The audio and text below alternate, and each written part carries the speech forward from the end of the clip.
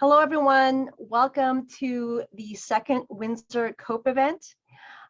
We have here tonight a number of experts when it comes to emergency preparedness on a variety of disasters. My name is Rhea Borja. I'm the PIO for Sonoma County. For the Town of Windsor. Getting ahead of myself here. Tonight, we have Cindy Foreman, Fire Marshal for Sonoma County Fire. We also have Jim Bojeri, Community Outreach Specialist for Sonoma County Fire. Sergeant James Percy of Windsor Police, and Sergeant Juan Valencia of Sonoma County Sheriff. And we have your Windsor COPE leader, Diana Borges, here tonight as well to provide information on how you can get more involved with Windsor COPE. A couple of housekeeping tips. If you have a question for any one of us, please type it in the Q&A. That's the way we can see and answer your questions. We will not be using the raise hand feature tonight. So let's get started so we can allow plenty of time for question and answers at the end of the presentation. So if we can put up the PowerPoint, we will start with Cindy. Good evening. Thank you so much. It's great to have you all here tonight. Wish we could be in person, but obviously COVID is still sort of wreaking havoc on our community. So we do look forward to seeing you all in person and having that little bit more intimate educational opportunity and communication with you. My name is Cindy Foreman. I'm a Division Chief and Fire Marshal for the Sonoma County Fire District. Just a quick clarification, we are not the County of Sonoma. We are a special fire district, and the Town of Windsor is a municipality that's within our fire district. So we had a consolidation that happened a couple of years back where about 7 different agencies came in together as one agency. And Windsor, the previous Windsor Fire Department was one of those. So we now work under the umbrella of the Sonoma County Fire District. So we're excited to be here. The COPE program is a really important grassroots program for us to have peer support and a strong hand in, because what a lot of people don't understand, and I think that Sergeant Percy can agree with me, is that when a disaster strikes, and mind you, our community is unfortunately very familiar with disasters. When a disaster strikes, there is a limited number of first responders to a vast population of people that need our services. And while it would be, we would love to be able to intimately deal with each person's emergency, there is such a limited number of us to the population that we serve. So a program like COPE is essentially what we are trying to really get the community to embrace, so that you can actually empower yourselves and rely on your neighbors more so than waiting for emergency services to get there when we may be really overtaxed in a disaster. I use this concept often, and we need to get back to a little bit of Mayberry, which is just having that more small town feel, getting familiar with our neighbors, doing needs assessments so that we understand what our strengths and weaknesses in our community, so that neighbor can support neighbor when a disaster strikes. One thing that I've experienced through all of the disasters we've had here in Sonoma County, going back to the Tubbs fire and then working our way through not only the Kincaid, the Glass, the Wallbridge, all of those fires, something that was so amazing that I saw so many more heroes, neighbor helping neighbor, that didn't have a uniform and didn't have a badge. And they saved lives, and they helped people that were in need, and they got people resources that they needed. So COPE is a program that empowers you as a community member to come together with your neighbors and make sure that you can support and help each other out, survive and thrive in the event of a disaster. So it says a lot that you're here tonight. And one of the things that we're really looking for is we're looking for people to take a lead in their neighborhood, take a lead in their community. Not everybody wants to take a lead. Some people want to participate, but may not want to take a lead.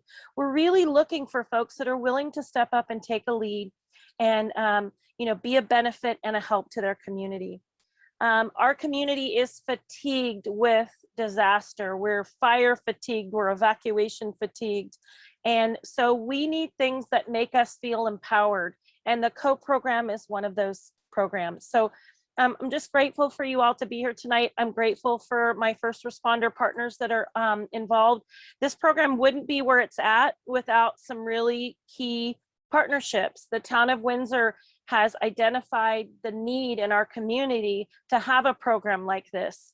Windsor Police Department has identified that this is a strong need in our community to be able to help support those that maybe we can't get to in a disaster.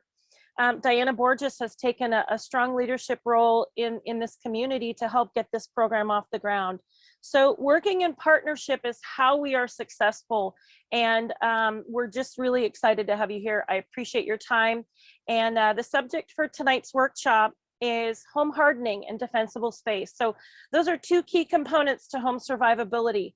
In 2019, we evacuated roughly 30,000 people in the town of Windsor, and the Kincaid fire literally stormed in here and almost took hold of this community.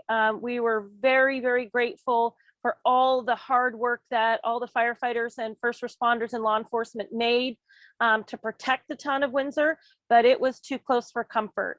And there are some things that we can do as homeowners that we can sort of prepare our homes, make them defendable, and make them more hardy in the event that we have another Kincaid incident which knocks on our door. So Jim's going to talk to you a little bit about some of those components. And although we live in curb and gutter neighborhoods here in the town of Windsor, there are still things you can do to make your home survivable. There are things you can do landscape wise and construction wise that can make your home more survivable in a fire. So I'm happy to introduce to you Jimbo Jerry. Jimbo Jerry is our community outreach specialist. This is one of the new positions we created during the consolidation. And he is basically that face of the district that takes those really important educational components for public safety out into the community and helps get that message out of what we can do as citizens to be more prepared in the event of a disaster. Jim comes from a very long and distinguished career, not extinguished, distinguished, that was terrible, distinguished career in the fire service. Jim's got over 35 years in the fire service. So he brings a wealth of knowledge and education to this position. So Jim, I'm gonna let you take it from here. Great, thanks Cindy. Good evening, everybody. If we can go ahead and move to the next slide. So briefly, we're going to talk about, well, we'll talk a little bit about COPE itself, and Cindy just covered this. The importance of COPE is realizing that in the event of a large scale event like we've been exposed to for several years now, the fact of the matter is that we in public safety can't be everywhere when these events are happening. So what we're trying to do is empower the neighborhoods, the neighbors, to get in there and do their part. And it's built on a neighbors helping neighbors concept, knowing who your neighbors are, creating some sort of communication system within your communities. As it states here, this was started by Oakmont after the Tubbs fire. Oakmont obviously was knee deep in it when the Tubbs and the Nuns fire came through. And one of the things they want to do is reach out and figure out what could they do on their behalf to help prepare and protect their own citizens within their community. And this is where the COPE program came from. It's really taken off. Currently, the COPE is well established in northern Sonoma County. As Cindy said, here in Windsor, it's really just starting to gain wings. And we have several other groups, community groups within our fire district who have reached out and want to get a COPE program going in their communities as well. So this is definitely something that we strongly support, and we are going to continue to get these programs and get these groups up and running, and ensure that your own communities, that you all can do your part to help us as well as help yourselves. Next slide, please. So the program actually, Diane, do you want to talk about COPE a little bit? I don't want to step on your toes. This is really your program. Okay, I'll do that. So the COPE program actually is effective because we have neighborhood leaders who lead 10 to 20 of their neighbors in the immediate area. They take the lead. They're the liaison that helps organize. You find out through a survey where your resources are, if there's an emergency, who has a generator, you know, if there's a nurse in your area. And then you also find out what neighbors might need additional help. You know, maybe there's people who have mobility issues.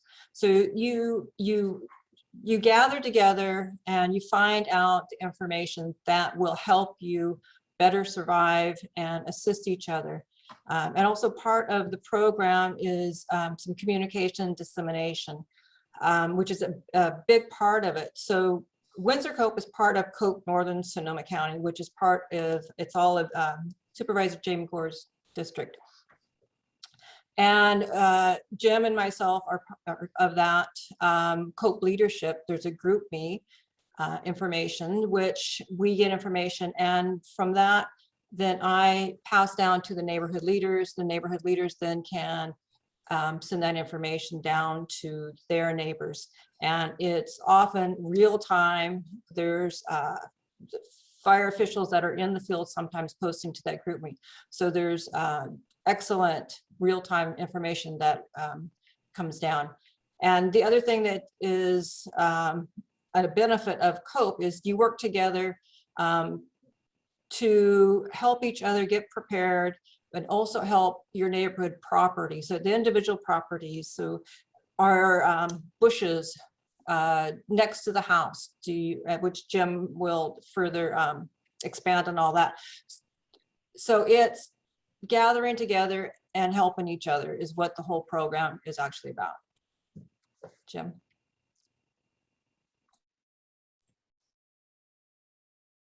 Next slide.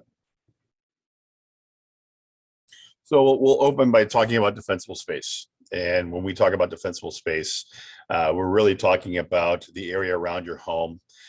Typically, it's broken down into certain zones, which we'll show a slide that shows the zones we're talking about. But it's really about creating space around your structure in the event of a large-scale fire. If the fire department were unable to be at your specific structure during a large-scale event, it's doing your part to remove or thin out some of the vegetation around your house to prevent the fire from spreading, whether it be from the ground up into the trees or with vegetation up against your home. So we want to talk a little bit about that and what it is you can do to protect your home. And we're not talking about clear cutting and removing every bush and every tree from around your property. We want to talk about how we go about doing that and how we try to create a more sustainable environment, a survivable environment for not only you, but for your home. Next slide, please. So we talked about the three zones of defensible space. So the most critical truly is going to be the 0 to the 30-foot structure ignition zone. This is really the most critical here in Windsor. The vast majority of our properties here don't go much beyond 30 feet around the house. If we live in some of these track home type developments, we don't have 30 feet around. So this is really the most critical that we want you to be sure that you really focus on this as far as thinning out the vegetation. The second zone is the 30 to 100-foot zone. We call this the fire break zone. This is obviously, we probably see more of this out in our rural communities than we would here in town. But definitely another key component. This is the area where if thinning that out is going to help that structure ignition zone from igniting and putting a lot of heat onto the structure. And then when we really get out to the 100, 200-foot mark, which a lot of us don't really have that in our property, that's where we really want to do the reduced fuel zone to really thin out those the trees and the brush, make sure that we don't have continuous continuity within the canopies, make sure we thin them out, remove some of these trees so that way we don't have fires that extend from the grasslands into the treetops and they start hopping along as we're seeing up in the Dixie fire and the Calder fire and things like that. Once the fires get into the treetops, there isn't much we can do. We really want to keep these fires on the ground. That gives us a fighting chance to get in there and take care of business. Now, for you as homeowners, once again, if we can't be there, we want to try and ensure that even if the fire were to move through, that the vegetation wasn't so thick that it's going to create a lot of heat and a lot of what we call ember cast flowing into your house. This is going to kind of reduce the amount of heat that your structure is going to take in the event of a fire. Next slide, please. So we'll talk about ladder fuels, which is exactly what I was talking about now. So many of you have seen that we've been out doing a lot of vegetation management inspections on the properties. And this is one of the biggest things that we're trying to educate people on is what we call the ladder fuels. So the problem that we see out there is we have tall grass and overgrown trees. Well, what we end up with is a fire that starts in the grass. The trees aren't limbed up. The branches are hanging down into the grasses. And all of a sudden this fire has moved from the ground into the treetops. And as I said, from the fire service perspective, that makes it very difficult for us to stop a fire. Once they get into the treetops, we are really at a loss. We really have a difficult time containing fires of that nature. So what we're really asking you to do is we want to keep your grass cut down to the maximum of 4 inches. Limb your trees up a minimum of 6 feet, preferably up to 10 feet if you can. Remove that continuity instead of having, as we see the slide here, the 3 trees in a row. Maybe you remove that middle tree, and that way we don't have a continuous means of fire spread throughout the treetops. Next slide. Home hardening. This home hardening is really kind of a newer term in the vegetation management world. Hardening your home means repairing the vulnerabilities that make it susceptible to wildfire and reduces the chance of ignition from flying embers. So truly, it's the flying embers where we run into problems, which what we saw with the Tubbs fire, the Kincaid, the Glass. It's these ember casts, as we call them, that really create problems. These embers will get lodged in every little nook and cranny that you allow it to, be it into your the vents below your home, up into your home, under your roof tiles, in door jambs, window cracks, wood piles. So we talk about home hardening. If we do a walk around your home, what we're looking at is, well, ideally what we want to see is a 5-foot clearance of vegetation away from your home. So does that mean removing everything? Not necessarily.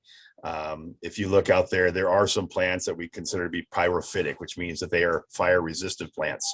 Ideally, you shouldn't have any grasses that run up into your home. We want kind of a hardscape, be it decomposed granite or gravel or something that means that's 5 feet off of your home. Any of your shrubs and things like that, we don't want them up against the home. We want them outside that 5-foot zone. And that way, if they were to ignite, we don't have this big ball of fire that's sitting right next to your home, heating your home up, and in turn, catching your home on fire.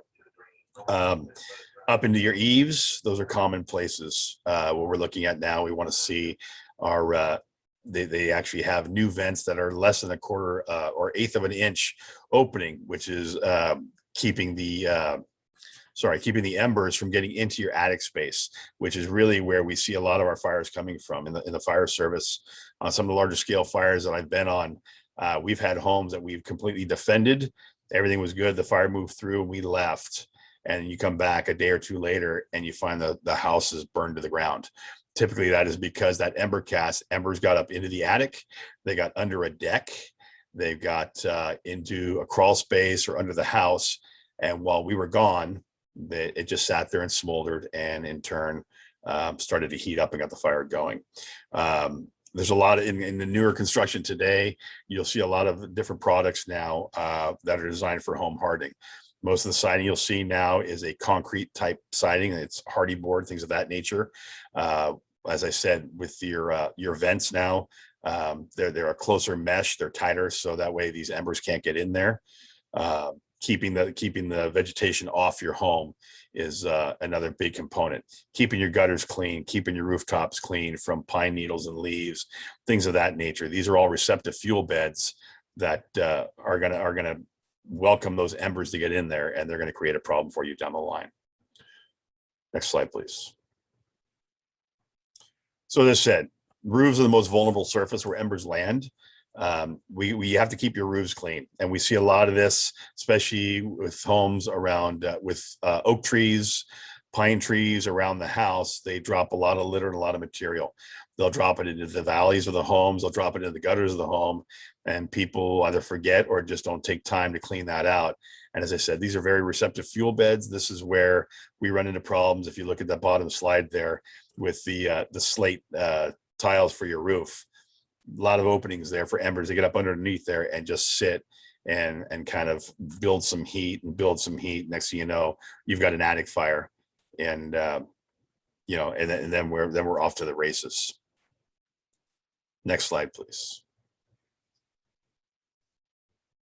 So under eaves, this is probably one of the most common areas, eaves and decks. We need, the best case scenario would be to enclose your eaves if you can. We realize that it can get very expensive when we do that. But secondly, the other thing we will look at are the vents. The current vents that you have now probably are not up to code as far as when your home was built. There are companies out there now that are selling a fire resistant vent, which is meant, it's a smaller opening, which still allows the airflow to go through, but it's to deter the embers from getting through. So as you see, they can enter the vents. These little overhangs here, when the wind's blowing, we get this ember cast, that's right where it's blowing. It's blowing right up under the eaves. Your embers are going there. And if you look at the picture on the left, they would just lodge themselves right inside of there. And now they've gotten into your attic. They're getting into your insulation. And we get a little wind on this, which is what we're getting with the ember cast. All that's doing is fueling the fire. Next slide, please. So walls and fencing. With fences specifically, what we would like to see, I mean, everybody has wood fences for the most part. What we want to see is that we don't have a continuous wood fence that runs up against your structure. So having a wood fence is fine. What we ask is, if you have your gates, make sure your gates don't run right up against your structure. Maybe you can use a cyclone type material or some other material other than wood, that in the event that if your fence were on fire, it's not going to run it right into your home. Same with the siding. If you look at the picture on the lower end there, we had talked about this new concrete hardy board siding that's out. It's a wonderful product.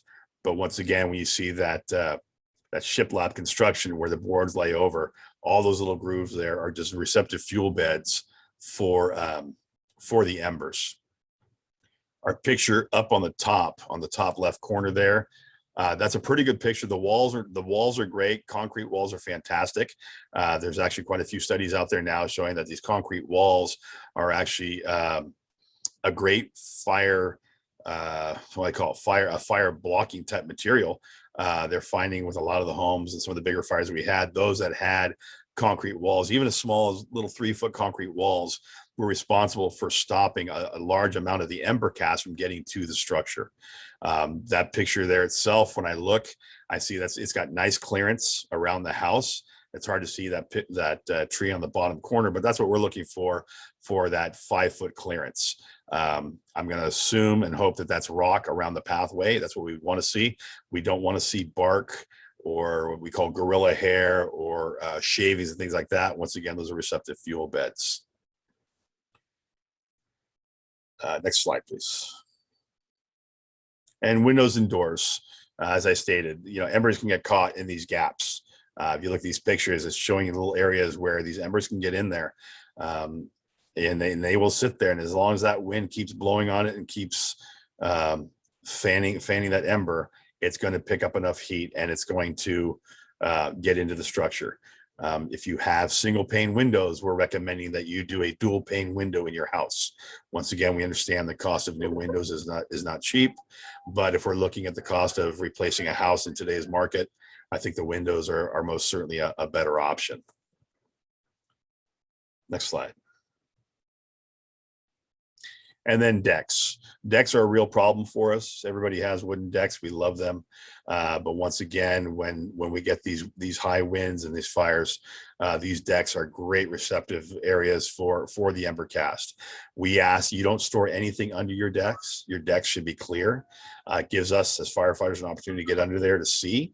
It gives us a fighting chance, and it keeps the possibility of embers getting lodged into something else from getting a fire sustained in building. Once again, if you can build with non-combustible material, that's fantastic. If you can use, and I hate to use the word Trex because I don't want to promote any kind of product, but a more of a fire resistant material as opposed to true lumber, you're going to buy yourself a little better insurance policy in the event that we were having a large fire come through. Next slide. This is a problem that we're seeing, especially in the rural county, is having adequate property address signs. We have a lot of areas out there that just they don't have it. It's just not clear, or it's written in paint somewhere on a rock. We really need to stress that everybody, if you look at that slide on the far left side, that large green backing with a minimum 4-inch high numbering system, reflective material is ideal for nighttime. That we have something as a fire service or for law enforcement, if we have to get to your property, be it nighttime or in dark, smoky conditions, we need something that's going to stand out so we can get there. One of the things we do offer through the Sonoma County Fire District on our website, there is a link where you can purchase one of these signs for your home. It's $20, I believe. And you just fill out the form and send them the $20, and they will make one of these signs for you and send it to you. And then you can mount the sign out in front of your house. We really recommend that you have something like this that we can see in limited visibility environments. Next slide. I'm going to turn this over to James. He's going to discuss with you the evacuation zones and evacuation procedures that we have in place in Sonoma County. Thank you. Great. Good evening, everybody. Again, my name is James Percy. I'm a sergeant with the Windsor Police Department. Those of you that don't know, the Windsor Police Department is a contract city of the Sonoma County Sheriff's Office. Basically, we have personnel that are specifically signed here to the Windsor Police Department. Again, as Cindy and Jim were saying, one of the biggest issues that we face over the years, beginning with Tubbs in 2017 and into 19 with Kincaid, is evacuations.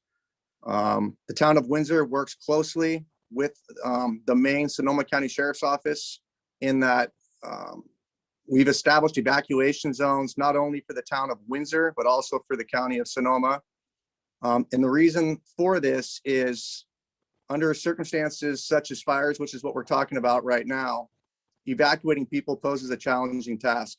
Again, as both Cindy and Jim have stated, when these events or major events, depending on how they evolve or how quickly they evolve, we are tasked with evacuating folks from their residences, and it could be, quicker in some scenarios in other cases, or sometimes we have time. Generally speaking, when we have time, we can move into evacuation zones. As you can see on the right-hand side of your screen, there is the Town of Windsor. Basically, the Town of Windsor for evacuation zones has been split into quadrants. There's a WI Zone A. There's A, B, C, D. Basically, it's split in fours. But in those four sections, for example, like WIA, there'll be subzones within those. So in those subzones, if you're in one of those subzones, it's narrowed down, and that's generally for us, for fire and law enforcement, is for management purposes of being able to check off boxes to know that we have certain places evacuated. Again, like we've discussed tonight, this is a help us help you campaign. Is as these, whether it's a fire, earthquake, or other natural disasters, generally speaking, fire and law enforcement are usually rushing to evacuate people. And as we all know, there's more residents than there is of emergency personnel. So when you guys know your zone, know where you are, in the event something's happens, or if you don't know that you need to be evacuated, there's been resources that have been provided to you now, such as you can register, you can online with SoCo Alert and also Nixle, social media. There's many folks that don't have access to computers and that don't have social media. That's the main purpose for this program of COPE as well, is to reach out to those that don't necessarily get the general notifications. So if you prepare yourself beforehand, number one, by knowing what zone you're in, if it's a small event, it might be your small specific subzone within A, B, C, D. If it's a large scale event, we, like, for example, zone B, you can see in the purple sections up by Foothill Park. If by chance there was a fire up in that area that was moving in, we would most likely evacuate that full zone. So we would say everybody in WI zone B would evacuate. But again, we've created these zones not just specifically for fires, but they could be for earthquakes, other disasters, gas leaks, so where we don't necessarily have to evacuate that whole entire quadrant. Next slide, please. So we've offered, there's a couple different options you have. We're pushing the Know Your Zone campaign.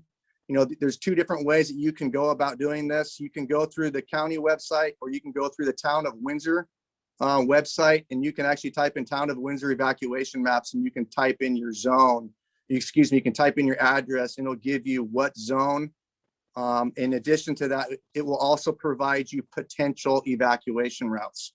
Oftentimes, we're asked, well, how do I know what my evacuation route is?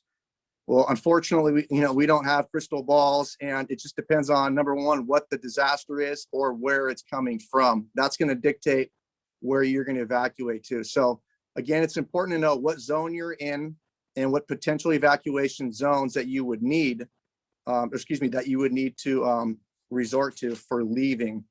Again, know your neighbors, know which neighbors may have ailments that may restrict them from self-evacuating. Again, with the COPE program, having neighborhood leaders is maybe tasking yourself or volunteering your time, as well as again, a public servant, to identify those people that might need help and offer, but be ready, because when the time happens, it's everybody's moving quick. Next slide, please. So evacuation tags can be, those can be distributed from Windsor Police Department, the Sheriff's Office, the firehouses. We offer these to expedite the process for evacuations. You can get these tags, as you can see in the left-hand picture. If you have these tags at your house and you've evacuated your house, hang the tag, whether it's on your mailbox or somewhere where public safety can see it. Basically what that does is it gives generally either law enforcement or fire more time, they can move to the next house. So we're not tied up on one house knocking on doors to ensure everybody's out. If we see the tag already displayed in front of your house, then we'll move on to the next one. Next slide, please. Here's some tips in regards to, where you can hang your tag. Make sure it's in a visible location. If you're going to be out of town, again, it's oftentimes it's good practice to let your neighbors know, or let a neighbor that you trust know that you are out of town, and maybe they can put some kind of indication on the house, if you've already been evacuated. Next slide, please. Before we get into this, obviously, because these events seem to be reoccurring, is all of our police cars are equipped with a high-low siren. What this siren is, it's a different siren to alert you that there are evacuations in progress, that there is basically there's a major emergency. This is a different sound than you would hear from a normal police car siren, ambulance siren, or fire truck siren. So what we'll do is we'll play this clip for you so you guys can hear it, familiarize yourself with it. If you hear this siren, be prepared to evacuate.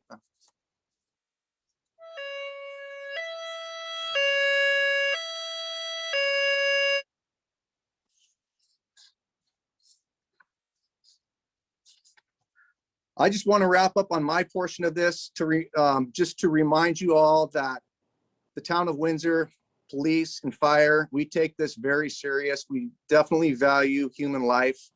And we just ask every single one of you to take that extra step to help each other out. Just remember, these times, natural disasters in and of themselves are very stressful for people. Try to be patient, try to help each other out. There's a lot of questions about traffic.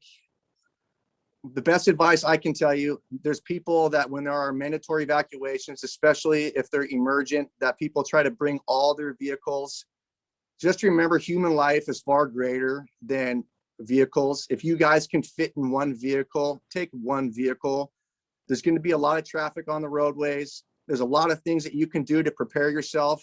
And in that is make sure, keep your gas tank at least half full, especially when there's a red flag warning. Make sure you have your go bag. Make sure you have, one of the biggest things that people run into is their prescription medications.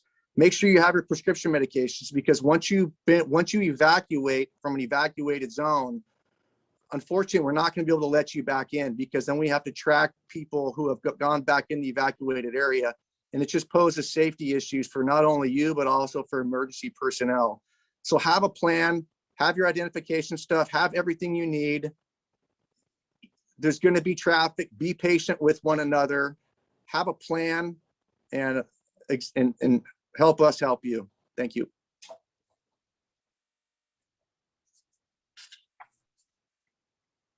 Can I have you guys go back to the beginning of the sheriff's office slide, please?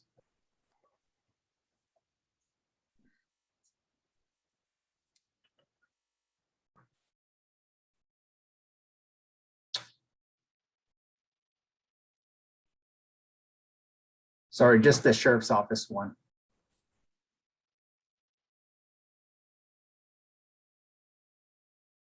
Perfect, thank you. Buenas tardes, soy Sargento Juan Valencia, soy el portavoz del Departamento del Sheriff del Condado de Sonoma. La cosa es que ahorita estamos aquí para hablar con ustedes de incendios o emergencias que están pasando en la comunidad. Ya tenemos mucha experiencia desde el 2017 cuando los pegó el incendio Tubbs. Hemos aprendido mucho desde el 2017. ¿Qué tenemos que hacer? ¿Qué hacemos? Y cómo hacer cosas mejores para agarrar la información y evacuar a las personas o mandar órdenes de advertencia cuando tenga un incendio. Lo que hicimos desde el 2017, siempre cuando teníamos un incendio en el condado, cambiábamos los mapas. Nunca eran iguales.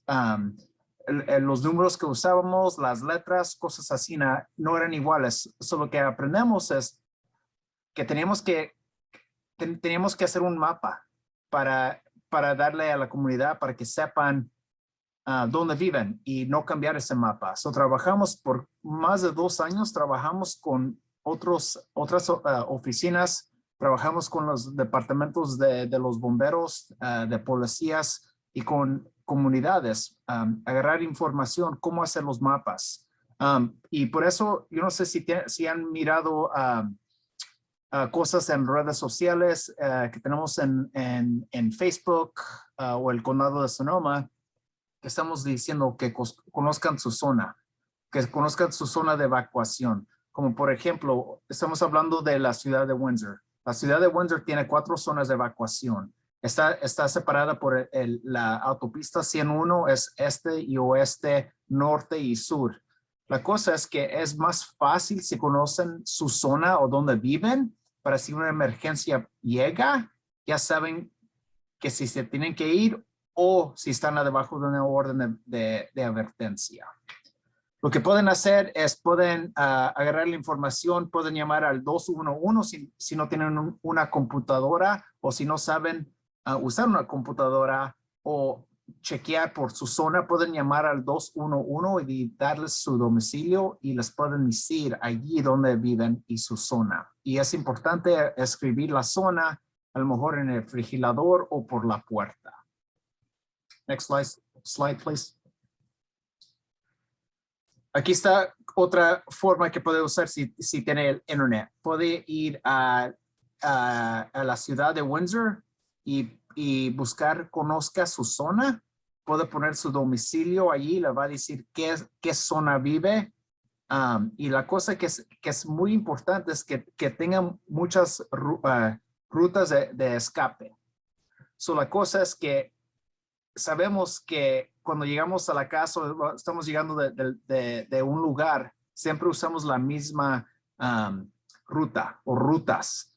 So, la cosa es que si hay un incendio o hay algo peligroso que está pasando y esa ruta no la pueden usar, sabemos que muchas personas se asustan y no saben cómo salirse de su área donde viven.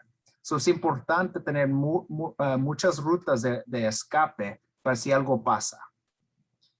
Y allí, por SOCO emergencia, toda la información allí está en español. Next slide, please.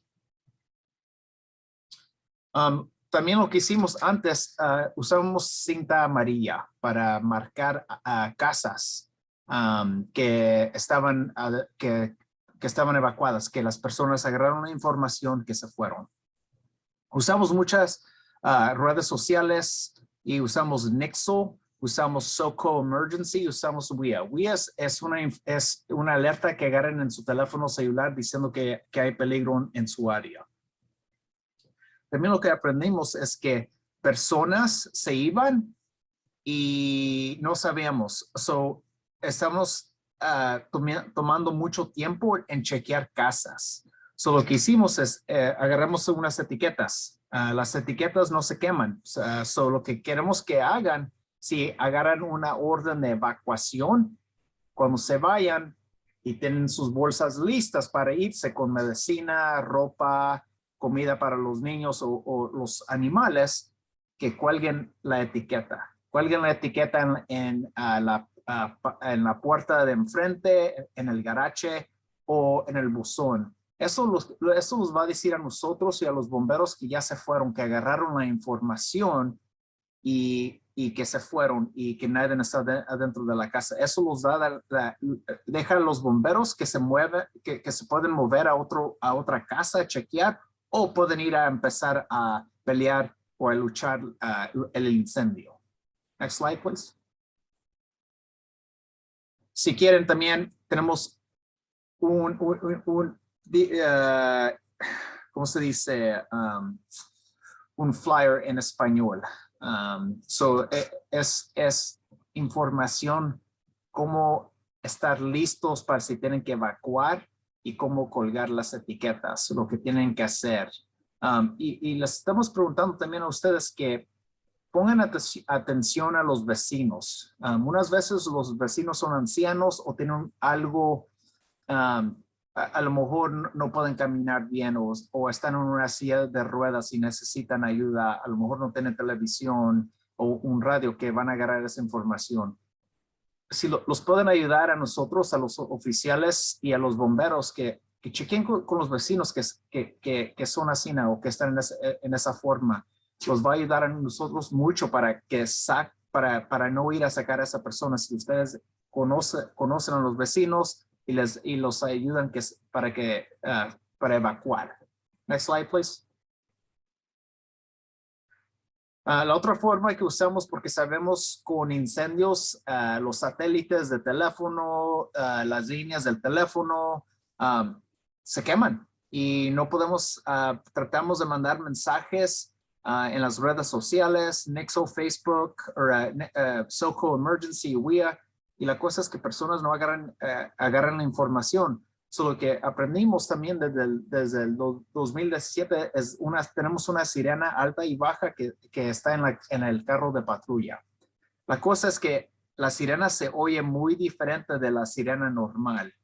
Si oyen esa sirena, tienen que poner atención. Estamos diciendo que hay peligro, que tienen que irse. Queremos que se vayan de la área porque hay peligro. También los oficiales van a usar las voces en en el carro que tenemos en el carro de patrulla. Van a decir hay una emergencia, se tienen que salir con sirena alta y baja. Ahorita vamos a jugar la sirena alta y baja para que sepan y escuchen cómo es diferente. Can you play that, please?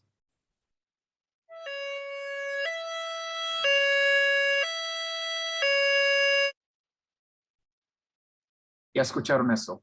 Nomás quiero acabar que sabemos que hay muchos incendios ahorita, no en el condado, pero en las áreas alrededor del condado. Queremos que estén listos. Ya hemos tenido muchos incendios desde el 2017. Ya sabemos qué hacer. Nomás quiero que estén listos, tengan gas en los carros, tengan bolsas listas. Y que pongan atención si algo está pasando y si sienten que algo va a pasar, antes que le mandemos la orden de evacuación, queremos que se vayan. Gracias. Thank you. Thanks, Juan. So like I said before, the COPE program is effective because people like you step up to be neighborhood leaders. The way it works is your block of 10 to 20 houses has a neighborhood leader, and we encourage each leader to have 1 to 3 co-leaders to work together to organize and get everyone prepared. To help you do that, we have a handbook that lays out the recommended steps to do that. Each handbook, is prepared based on, effective program that the COPE Northern Sonoma County group has come up with and started actually like with Oakmont. But we encourage you to take the recommendations in the handbook and make this program what works for you. So it's about you and your neighbors working together, what you need to be effective and to get ready. We are having a neighborhood leader training session next week. It'll be by Zoom also on Tuesday, August 31st from 6 to 7 o'clock. And the Zoom link is right there on the screen to register.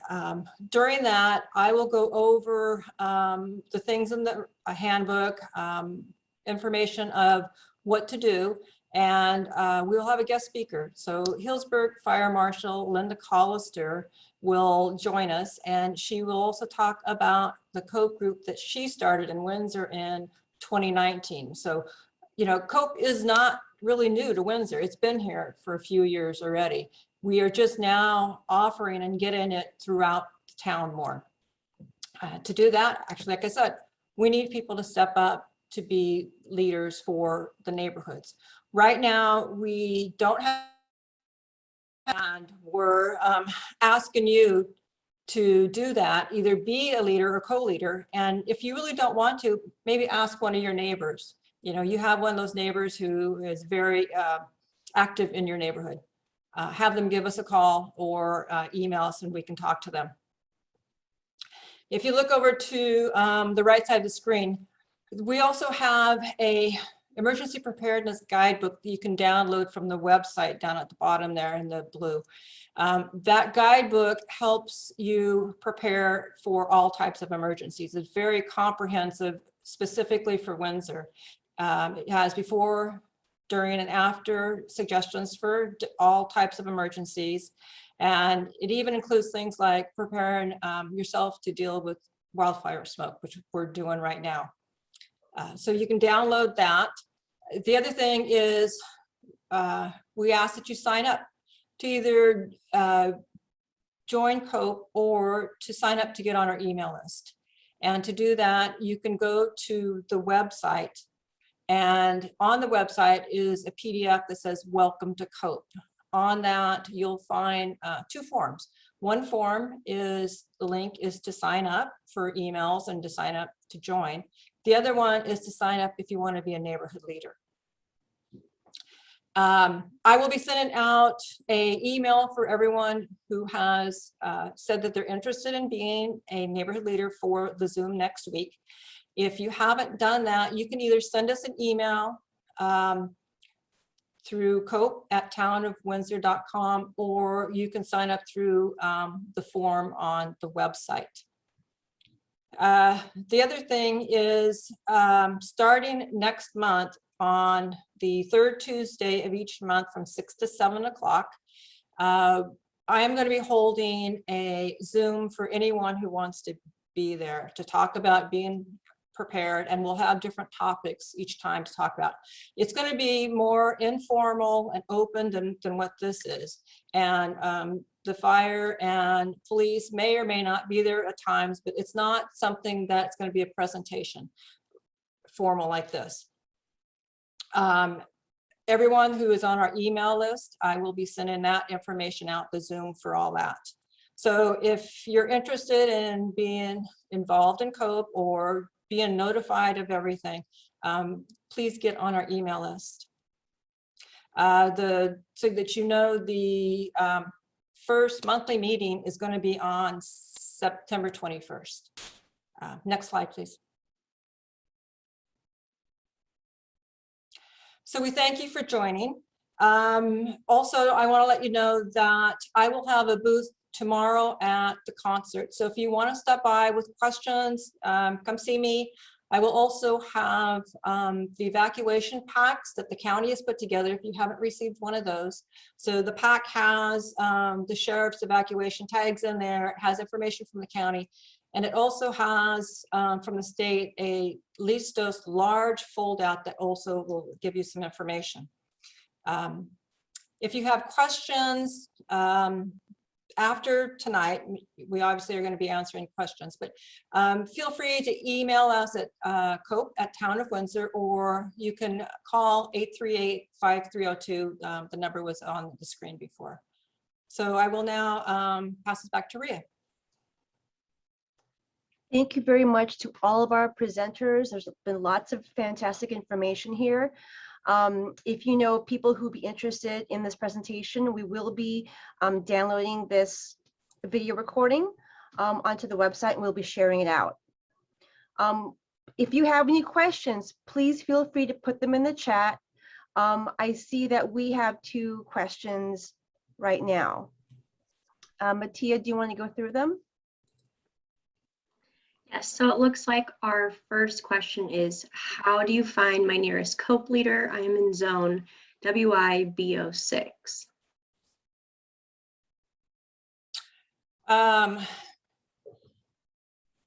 Good question, actually. We do not have a lot of neighborhood leaders. So we have a spreadsheet that I have the actual address of the neighborhood leader, what houses they are choosing to be in their group, you know, in their block. I actually don't have that information. So I could, if you email me at cope@townofwindsor.com, I can tell you if there is someone within, you know, 10 to 20 houses. But I'm hoping if there was someone that you would have been notified by now. All right, the next question is, many people are worried that the evacuation tags are inviting looting.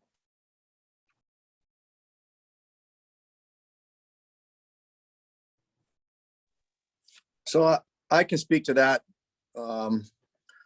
Again, nothing is foolproof, and that's why during these times when we do mandatory evacuations, we set up, especially under critical times when those evacuation tags are up. If an area or a particular area is evacuated, it's evacuated. The tags are really for law enforcement and fire to know that people are out of their homes.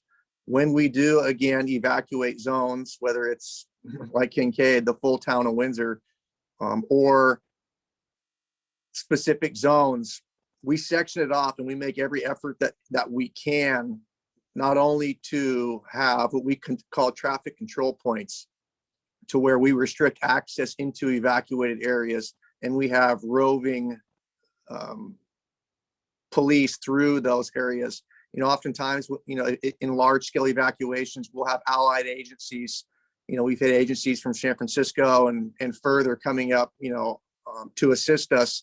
And we'll put people in different zones. Again, when you look at the zones or the subzones that we've created, it's again, they're management tools for us to, one, to make sure that people are safe, and two, to prioritize, in securing those areas. So there is a question that was answered within the text, but I'll go ahead and read it out loud for anyone listening. Someone asked, how do we get the evacuation tags? And in response, it was, you can pick up tags at the Sonoma County Fire District Fire Station at 8200 Old Redwood Highway, Sonoma County Sheriff's Department, or the Town Police Station in downtown. And then the next question is, can I get packs for my neighbor group tomorrow, 20? And that is from Heather Coleman. Yeah, I should have enough tomorrow at the concert so to make clear, this is the evacuation packs that we're giving out that has the information in there. So if anyone hasn't received those, you can pick that up. If you haven't, if you got the packages from the county, you didn't have the listos in there, and I will have those separately too if you wanted to stop by and get those.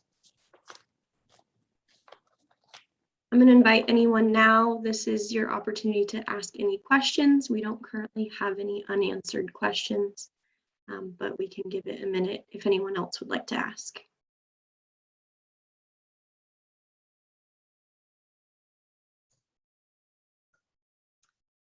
In the meantime, are there any points from any of the presenters that you would like to highlight or that you forgot to add in your initial presentation? I will touch on, because when we were talking about home hardening and vegetation management, one of the links that we have on our website is a weed and vegetation complaint form. We receive numerous of these daily that we're sending inspectors out to do vegetation management inspections.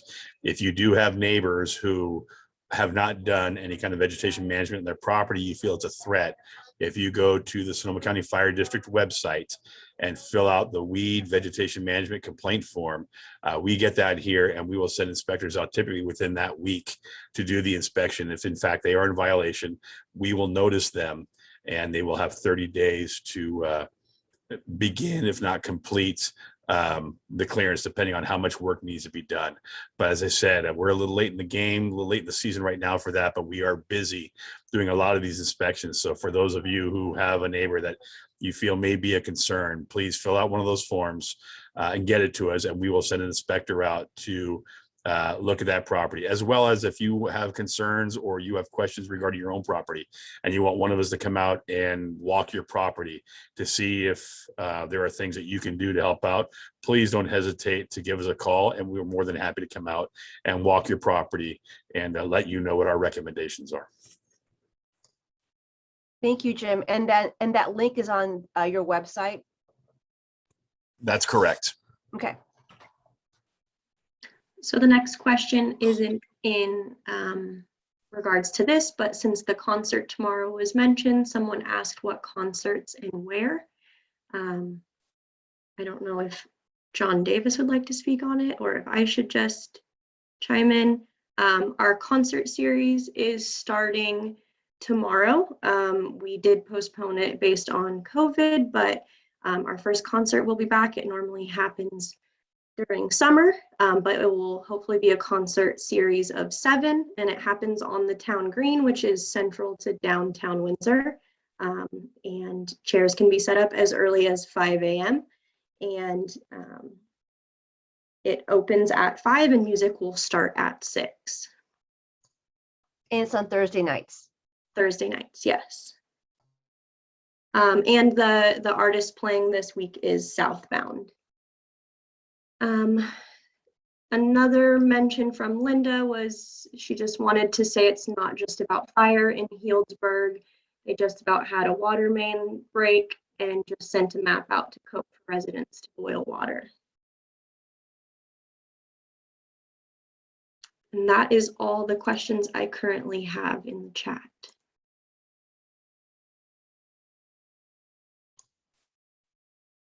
Okay. Barring that, well, if there are no more questions, we will just go ahead and close out this webinar. Thank you again to our presenters and to all of our attendees. We really appreciate you. If you have further questions, please go to the Windsor COPE website. And you can also find them on Facebook. Just type in Windsor COPE. All right. Thank you very much, everyone. Have a good night. Good night, everybody.